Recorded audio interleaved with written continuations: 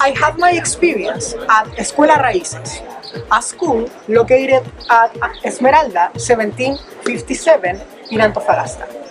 This school works with the students that are taken within the autism spectrum disorder.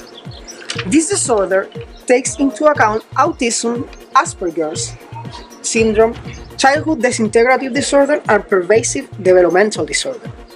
During my practicum there, I learned a lot about how to treat these students. For example, conditioning is one of the many ways they get their students to do as they are told. They may get a toy or a candy for doing the physical education routine or completing the arts task.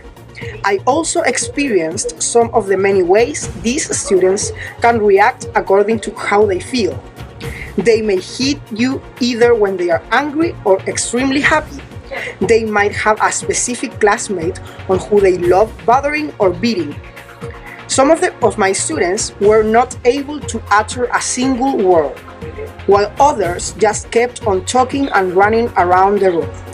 I have hyperactive students, but I also learned that others suffer from hypoactivity. The latter have to be encouraged or even moved with your own hands so that they could complete their tasks. While I worked at this school, I got the chance to manipulate the picture exchange system. This was a technique they used in order to have their learners aware of every single thing they will be doing at the school, and thus they will not feel uncomfortable while doing them.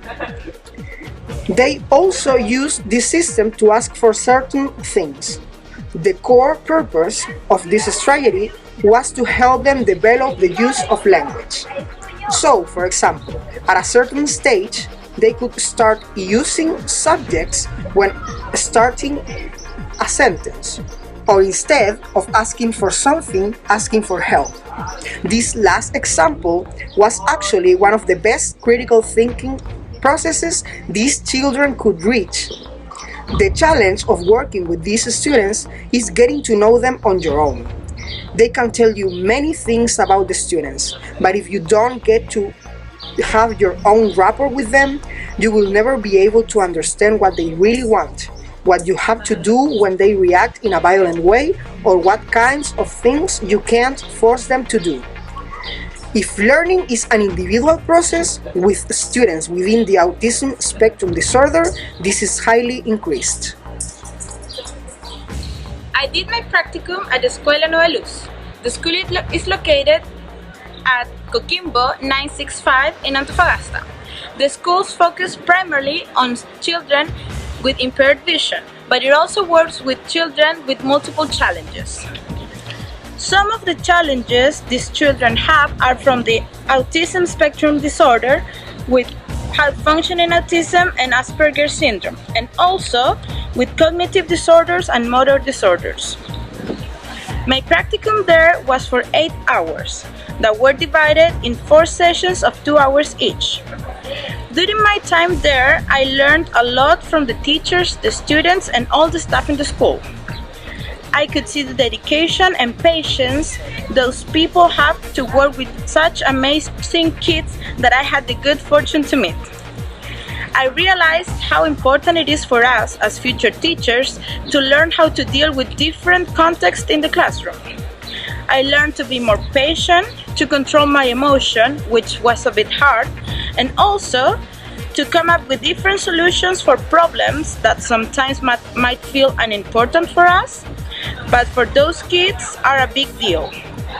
I felt happy during my time there because the children are affectionate, warm, and kind, and they made me feel very comfortable every time I had to help the teachers with something they needed.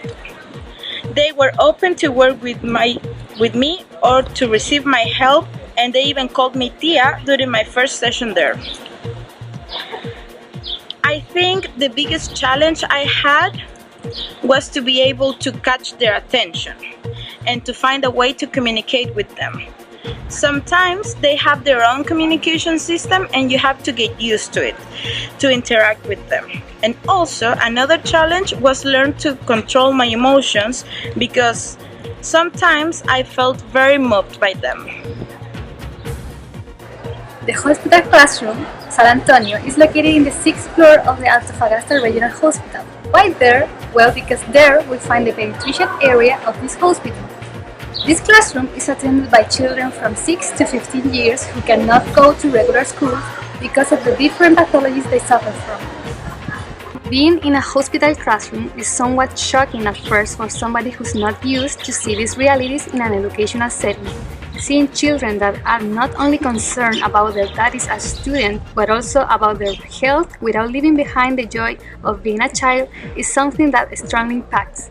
Even though these kids have an incredible motivation to cope with their own difficulties, they can't always attend classes because they have to travel to Santiago because of their treatments or because they are in much pain because of them. The teacher role in this classroom is very important, not only as a guide and facilitator of content, but also as a support for these children because she is completely involved in the educational process and also in the recovery and medical treatment that each kid goes through. This creates a special connection that I have never seen in other schools. After I had finished my 8-hour observation period, I felt ready to teach a class because I thought I knew my students and their characteristics. They are just like any other kid, active and curious. However, due to the treatments, some of them are in pain and they cannot be focused on the class.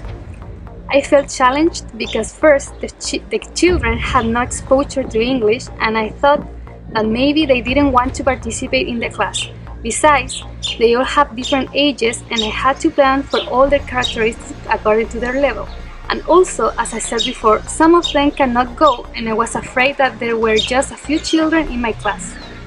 I decided to teach them food vocabulary together with syntax patterns like and dislike, because my goal was that they could communicate expressing their preferences. After all, the kids were really interested in the class and they seemed to enjoy it. Once again, their willing to learn was stronger than their difficulties.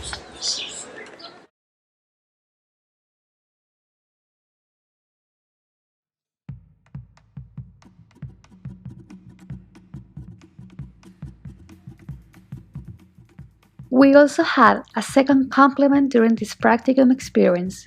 We had the opportunity of visiting a school in an isolated town, Ollagüe. This place is located 3 hours traveling from Calama to the border between Chile and Bolivia. Our experience in Ollagüe was amazing. The trip's conditions weren't the best. However, the landscape and scenery we got to see during the journey were incredible. We were accompanied with flamingos, foxes, and vicuñas. Once there, we were able to measure the extreme conditions the people who live in this town have to deal with, such as a huge cold at night, immeasurable wind and high heat from certain period in the morning until afternoon. At the school, the people working there were extremely warm and welcomed us happily. One of the first things we could appreciate was the division of the classes this school has. Courses are grouped in two: first and second grade, third and fourth grade, fifth and sixth grade, and seventh with eighth grade.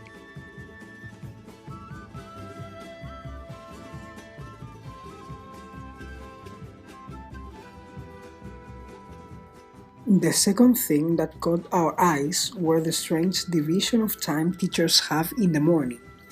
The first period lasted 45 minutes and the second one only 30 minutes. Since they only work English on Mondays, we think that the amount of exposure these children are getting is not enough, especially taking into account the periods in the morning. The facilities this school has are many. Actually, we were really surprised at this. Each classroom had a projector, a whiteboard, chairs and desks for the teacher and the students, plenty of books, not only textbooks, but also literary books, uncountable didactical materials such as flashcards, games, abacuses, human bodies, shelves, and even heaters. The students were lovely. and welcoming as well. Most of them come from Bolivian families living in Oyagüe. That is one of the reasons they do not only teach Spanish and English, but also Quechua. We could appreciate how immersed this school is in terms of culture, always referring to myths, language, and traditions. We loved the experience of working with kids that have a culture very different from what we used to in a big city.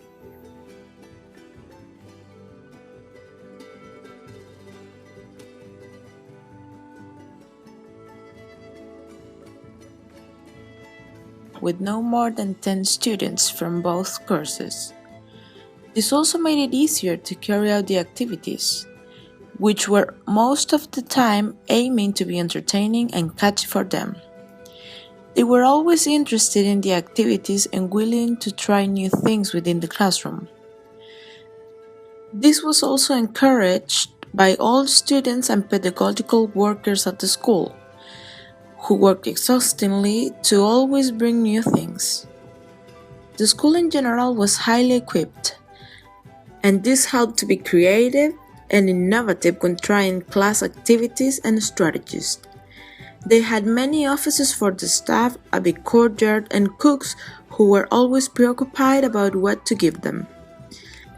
They also have the stage where they have their Mondays assemblies, a yard, and 2 different gardens and even some laboratories.